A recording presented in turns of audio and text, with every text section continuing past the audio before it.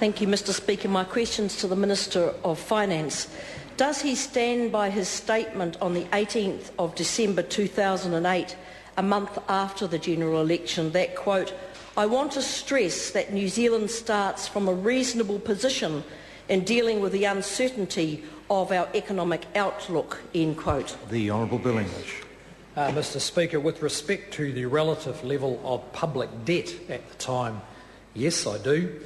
But that was really the only economic indicator that was positive.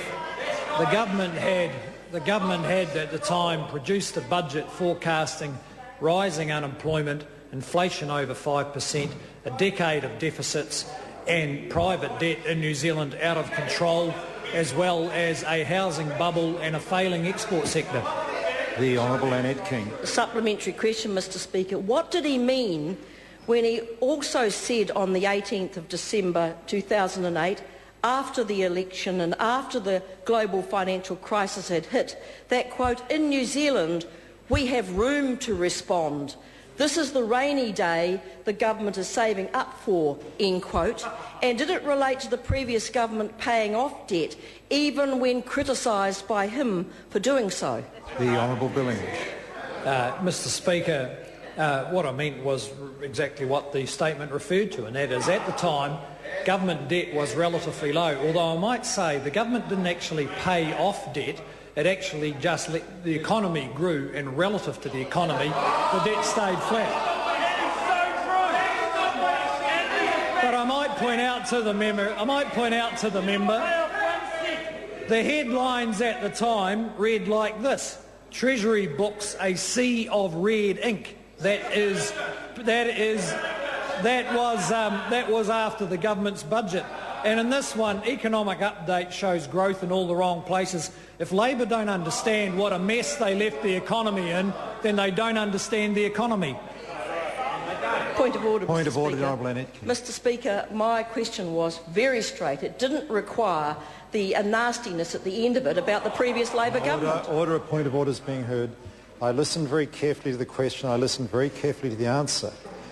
The member's colleagues interjected very robustly on what the Minister was saying. The Minister was giving a very reasoned answer to the member's question. Her colleagues gave a barrage of interjections. The Minister picked up on those interjections and responded.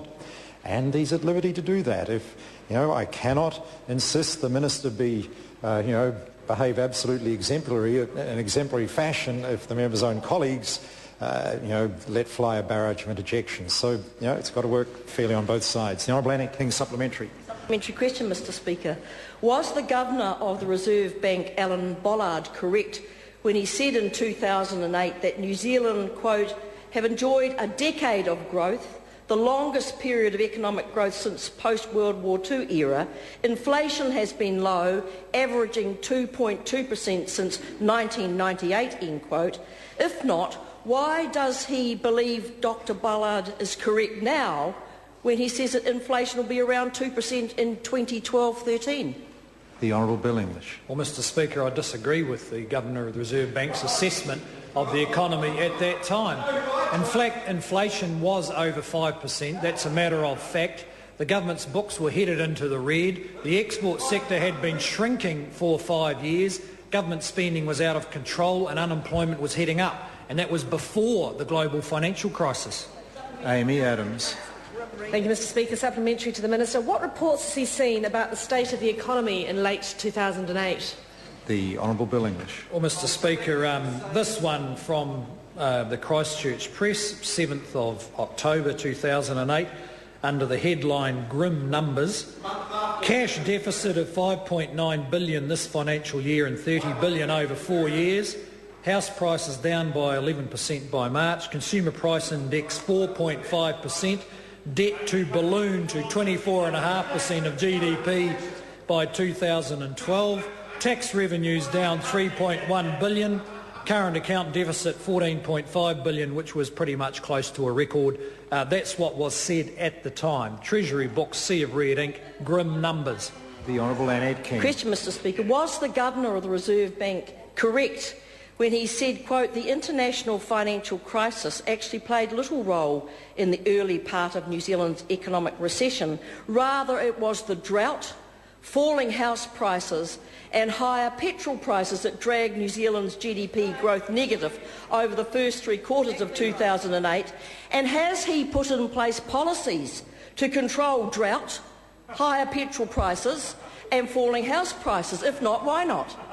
The Honourable Bill English. No, Mr Speaker, the government has put in place policies to ensure that this economy is more resilient, and that means, and will grow more strongly, and that means avoiding the excesses that occurred in this economy from 2005 onwards, where bad policy and mismanagement by the Labor Party, by the Labor government, meant that our export sector actually shrank to the point where there were no more jobs in it in 2010 than there were in the year 2000. It was a disgrace. The Honourable Annette King.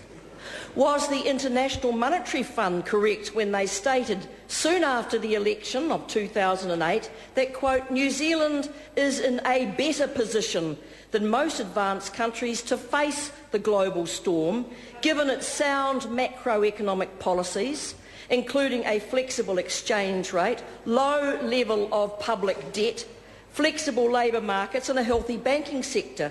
If so, what has the government done in the last 18 months to turn our economy in such a mess? The Honourable Bill English. Well, Mr Speaker, if the member's quoting the IMF on those sound macro policies, why isn't the Labor Party now adopting policies designed to destroy all those sound settings? But the Labor Party can't have it both ways. The fact is, this economy was in recession from the beginning of 2008. It was left in a mess by the previous government, and we are turning it around. The Honourable Sir Roger Douglas. Mr Speaker, my question to the Minister of Finance.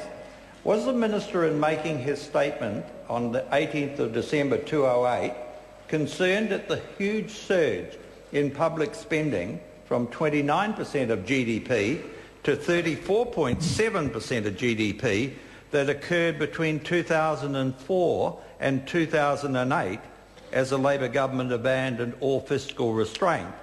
And if so, what measures are being taken to wind back spending? The Honourable Bill English. Mr Speaker, yes, we were concerned about that, and the primary action the government has taken is that we've reprioritised $4 billion of that spending from the excessive back office bureaucracy to effective frontline services, and we put in place an annual limit of $1.1 billion of new spending, and that is bringing much more fiscal discipline and much better stewardship of taxpayers' money to the government sector. The Honourable Annette King. Was the IMF correct when they said just after the election in 2008, when commenting on the global financial crisis, that the average advanced country was starting with a debt around 80% of GDP, but New Zealand's gross debt was around 20%, and in net terms had positive financial assets? And from the many examples I've given today, from the Governor of the Reserve Bank to the IMF, are these leading economists wrong? And why does he continue to say that he inherited a mess when quite plainly he did not? The Honourable Bill English. Mr Speaker, I've let the House know about all the measures of what a mess the economy was in. Government debt was relatively low, but the last budget the Labor government did resulted in this headline: Treasury books a sea of red ink.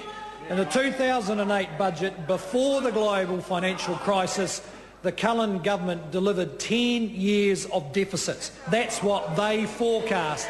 So even the one thing that was in better condition, they were in the process of wrecking. Hilary Calvert. Does the Minister agree that Labor's last term in government demonstrates the urgent need for a taxpayer's Bill of Rights that cap per capita government spending, so that a desperate and dying government cannot attempt to buy itself another term and would instead be forced to go back to the taxpayers and seek their authorisation for further increases in government spending? If not, why not? The Honourable Bill English. Mr Speaker, there's no doubt the experience of those years has meant that the government has had to tighten up very considerably on what was sloppy and ineffective and in some cases negligent management of public resources. The Taxpayers' Bill of Rights is one way of bringing more fiscal discipline to government, and